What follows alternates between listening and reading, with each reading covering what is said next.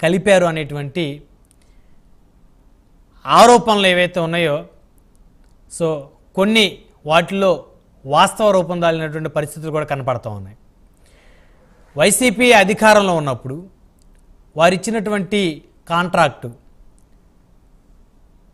నెయ్యికి సంబంధించి సో అందులో అవకతవకలు ఉన్నాయని, అదేవిధంగా లడ్డు తయారీకి సంబంధించి మరి వాటిలో కూడా పెద్ద ఎత్తున అవకతవకలు ఉన్నాయనేటువంటి ఎన్డీడీబీ రిపోర్ట్ ఏదైతే ఉందో ఇది కాస్త హిందువుల మనోభావాలను దెబ్బతీసేటువంటి అంశంగా అందరూ కూడా పరిగణిస్తున్న పరిస్థితి ఉంది. హిందూ సంఘాలు పెద్ద ఎత్తున మండిపడతా ఉన్నాయి. ఆల్రెడీ అందరూ చూశారు. సో ఎన్డీడీబీ రిపోర్టు నిన్నటి నుంచి కూడా దాదాపు చాలామంది దగ్గర ఈ రిపోర్ట్ అయితే ఉంది. ఆల్రెడీ ఆ రిపోర్ట్లో ఏదైతే మెయిన్ హైలైట్ చేయాల్సినటువంటి అంశాలు ఏవైతే ఉన్నాయో వాడినటువంటి అంశాలు సోయాబీను, ఈ సన్ఫ్లవర్ ఆయిల్, అదేవిధంగా ప్రధానంగా ఇందులో ఫిష్ ఆయిల్, ఇది కాస్త బాధాకరమైనటువంటి అంశం. అదేవిధంగా బీఫ్ టాలో అంటే గొడ్డు మాంసం కొవ్వు అంటారు, అదేవిధంగా లాడ్ అంటే ఇది పంది కొవ్వు. సో ఇవన్నీ కూడా వాడారు అనేటువంటిది ఎన్డీడీబీ రిపోర్ట్లో ఉన్నటువంటి అంశం. ఇది మనం తయారు చేసింది కాదు, లేకపోతే కూటమి ప్రభుత్వం పార్టీలు తయారు చేసింది కాదు, ల్యాబ్ శాంపిల్కి పంపినప్పుడు వాళ్ళు ఇచ్చినటువంటి రిపోర్ట్. ఈ రిపోర్ట్లో ఆల్రెడీ నిన్నటి నుంచి కూడా అందరూ చూస్తుంది ఈ రిపోర్టు. సో ఇదేం కొత్తదేం కాదు. సో దీనికి సంబంధించి మాజీ ముఖ్యమంత్రి పులివెందుల శాసనసభ్యులు జగన్మోహన్ రెడ్డి స్పందించారు. తిరుమలలో నెయ్యి కల్తీ అంటూ చంద్రబాబు నాయుడు డైవర్షన్ పాలిటిక్స్ చేస్తున్నారనేటువంటి అంశాన్ని ఆయన తెర మీద తీసుకొచ్చారు. అదేవిధంగా తమ రాజకీయాల కోసం దేవుణ్ణి కూడా వాడుకునేటువంటి నైజం చంద్రబాబు నాయుడుదని, సో తిరుమల ప్రతిష్టతని మంట కలిపేందుకు ఆయన ఈ విధంగా చేస్తున్నారు అని చెప్పేసి మాట్లాడారు. అదేవిధంగా సీఎంగా ఉన్న వ్యక్తి ఇలా మాట్లాడటం కరెక్టేనా, నెయ్యికి బదులు జంతు కొవ్వు వాడారని దుర్మార్గపు మాటలు చంద్రబాబు మాట్లాడుతున్నారని చెప్పేసి జగన్మోహన్ రెడ్డి మాట్లాడారు. అదేవిధంగా 100 రోజుల పరిపాలన దానికి సంబంధించి ఎక్కువ ఫెయిల్యూర్ అని, సో ఇక రకరకాల అంశాలు ఆయన ఏదో ప్రెస్ మీట్ పెట్టి మాట్లాడారు. సో ఆయనతో పాటు ఆంధ్రప్రదేశ్ కాంగ్రెస్ పార్టీ అధ్యక్షులు షర్మిల కూడా కూటమి ప్రభుత్వం మీద కాస్త కఠినంగానే మాట్లాడిన పరిస్థితి ఉందని చెప్పుకోవచ్చు. ఘాటు వాక్యాలు అంటే మొదటిసారి అనుకుంటా, బహుశా ఎన్నికల ప్రచారంలో కూడా లేదు, ఎన్నికలు అయిపోయిన తర్వాత రిజల్ట్స్ వచ్చినప్పుడు కూడా లేదు, మొదటిసారి ఆవిడ ఘాటైన వ్యాఖ్యలు చేశారు. ఎందుకు చంద్రబాబు నాయుడు గారు ఇలాంటి అంశాన్ని సున్నితంగా లైట్ తీసుకుంటున్నారు, దీని మీద ఇంకా పెద్ద ఎత్తున ముందుకెళ్లాల్సిన అవసరం ఉంది అనే మాటలతో పాటు 100 రోజుల పరిపాలనలో వారి ఫెయిల్యూర్స్ని కప్పిపుచ్చుకునేందుకు ఇలాంటివి మాట్లాడుతున్నారు అనేటువంటి ఒక అంశాన్ని కూడా తెర మీదకైతే తీసుకొని వచ్చిన పరిస్థితి ఉంది. అదేవిధంగా లడ్డు కల్తీపై సిబిఐ విచారణకు ఆదేశించాలని చెప్పేసి ఆవిడైతే మాట్లాడారు. అదేవిధంగా రేపు గవర్నర్ని కలుస్తారు అనేటువంటి సమాచారం కూడా ఉంది. సో ఈ అంశాలన్నీ కూడా చర్చిద్దాం. ఇదే వాళ్ళ ప్రైమ్ డిబేట్. ఈ ప్రైమ్ డిబేట్లో మనతో పాల్గొనడం కోసం విద్యాసాగర్ గారు, తెలుగుదేశం పార్టీ రాష్ట్ర అధికార ప్రతినిధి, మనతోటి జూమ్ కాల్ అందుబాటులో ఉన్నారు. అదేవిధంగా మస్తాన్ వలీ గారు, కాంగ్రెస్ పార్టీ మాజీ ఎమ్మెల్యే, ప్రస్తుతం మనతోటి జూమ్ కాల్ అందుబాటులో ఉన్నారు. అదేవిధంగా పెద్దిరెడ్డి రవికరణ్ గారు, భారతీయ జనతా పార్టీ అధికార ప్రతినిధి, మనతోటి జూమ్ కాల్ అందుబాటులో ఉన్నారు. అదేవిధంగా కొమ్మూరి కనకారావు గారు, వైఎస్ఆర్ కాంగ్రెస్ పార్టీ అధికార ప్రతినిధి, మరికొద్దిసేపట్ల వారు కూడా మనతోటి జూమ్ కాల్ జాయిన్ అవుతారు. రైట్, ముందుగా మస్తాన్ వలీ గారితో మాట్లాడదాం. కాంగ్రెస్ పార్టీ మాజీ ఎమ్మెల్యే, కాంగ్రెస్ పార్టీ సీనియర్ నాయకులు మనతోటి జూమ్ కాల్ అందుబాటులో ఉన్నారు. మస్తాన్ వలీ గారు, గుడ్ ఈవినింగ్ అండి.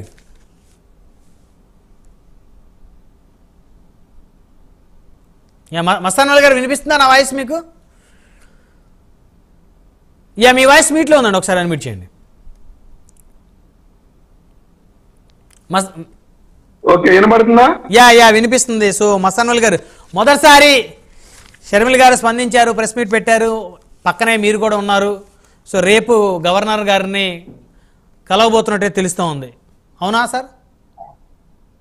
5 గంటలకి గవర్నర్ గారిని అపాయింట్మెంట్ అడిగాం. ఆయన వెంటనే అడగంగానే ఇచ్చారు. 5ంటికి కలవబోతున్నాం అండి ఆంధ్రప్రదేశ్ రాష్ట్ర కాంగ్రెస్ కమిటీ. సో ఏంటి ప్రధానంగా కాంగ్రెస్ పార్టీ డిమాండ్స్ ఏంటి, అంశం మీద కాంగ్రెస్ పార్టీ వాదన ఏంటి సార్?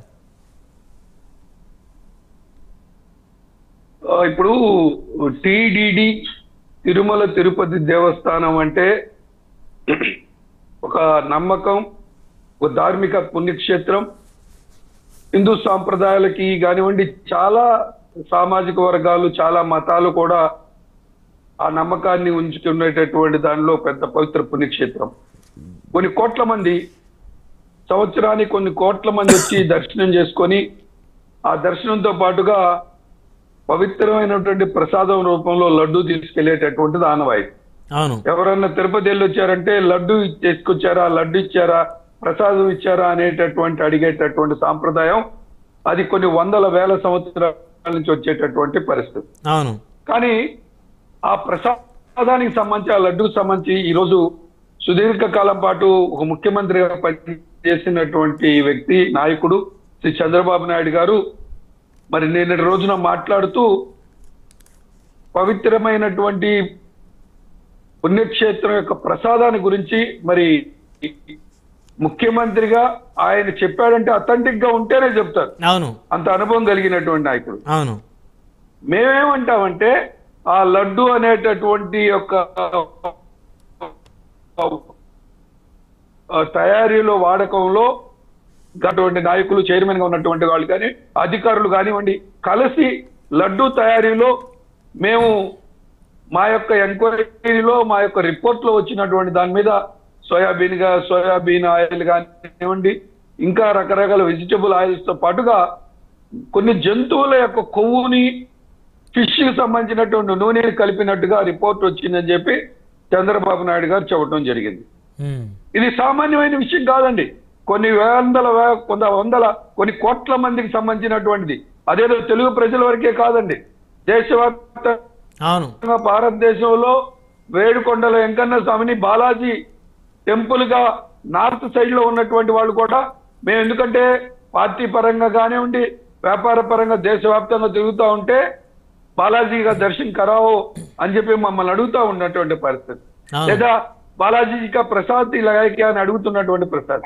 అటువంటి ప్రసాదానికి కూడా కల్తీమయం చేసి కొంతమంది హిందూ సోదరుల మనోభావాలను దెబ్బతీసే విధంగా దానిలో కొన్ని జంతువులకు సంబంధించిన కొవ్వుని, చేపకు సంబంధించినటువంటి ఆయిల్ ని, కొన్ని వెజిటబుల్ నూనెని కలిపారు అనేటటువంటి రిపోర్ట్ వచ్చింది అని చెప్పి ముఖ్యమంత్రి గారు చెప్తా ఉంటే మేము నేరుగా ముఖ్యమంత్రి గారిని మీరు ఇమీడియట్ గా యాక్షన్ తీసుకోండి మీకు ఉన్నటువంటి దాని మీద, లేదా సిబిఐ చేత ఎంక్వైరీ మా రాష్ట్ర అధ్యక్షురాలు గారు వాళ్ళ పాత్రికేయ